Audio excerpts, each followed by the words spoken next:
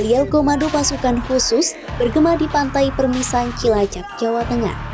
Para prajurit Baret Merah bernyanyi usai menyelesaikan pendidikan pasukan khusus Angkatan 109 Selasa 10 Desember 2024. Mengenakan baret merah dan baju loreng, mereka bergerak bersama di samping penampakan laut yang cantik.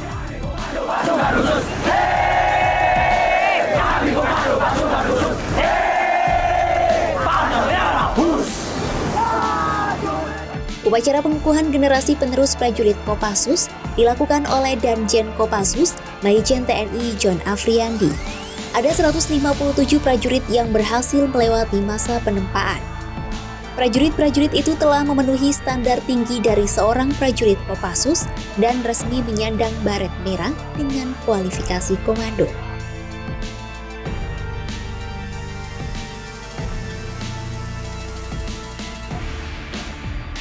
Prajurit Baret Merah memiliki beberapa tahapan pendidikan.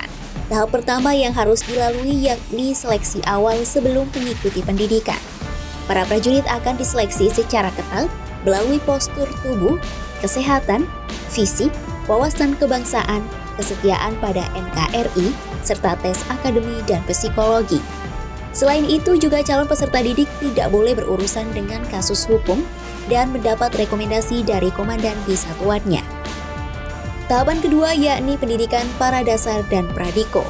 Usai lolos dari tahap awal, peserta melanjutkan pendidikan Paradasar dan Prapendidikan Komando. Pada tahap ini, peserta didik mendapatkan pembekalan dasar seperti menembak, teknik, dan taktik tempur.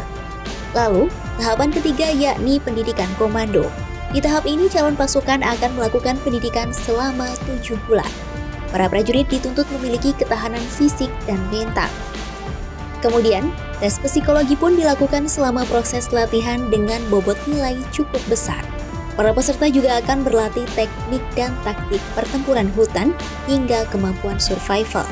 Tahap ini ditutup dengan long march dari Bandung ke Cilacap, Jawa Tengah, melewati tahap hutan hingga gunung. Peserta didik menjalani tahap rawa hingga laut di Cilacap. Tahap ini disebut-sebut menjadi tantangan terberat bagi setiap peserta didik. Pelatihan ini akan ditutup dengan pelantikan sebagai prajurit komando di Pantai Permisan dan berhak disematkan brevet komando, mengenakan baret merah dan mendapat sebilah pisau komando. Keempat yakni pendidikan spesialisasi dasar. Prajurit yang telah menyandang brevet komando akan ditempatkan di grup 1 Kopassus yang merupakan satuan para komando. Tes psikologis yang dijalankan selama pendidikan akan menjadi rujukan terhadap minat dan kemampuan prajurit untuk mengambil materi spesialisasi dasar. Materi spesialisasi dasar tersebut meliputi tembak ruduk, pendaki serbu, zenido milisi, peralatan, perhubungan, dan kesehatan. Tahapan terakhir yakni pendidikan spesialisasi lanjutan. Prajurit akan menjalankan pelatihan pertempuran hutan selama 1,5 bulan. Setelah mengantongi brevet pertempuran hutan, prajurit akan kembali ke kesatuannya di grup 1 Kopassus dan siap melaksanakan tugas operasi.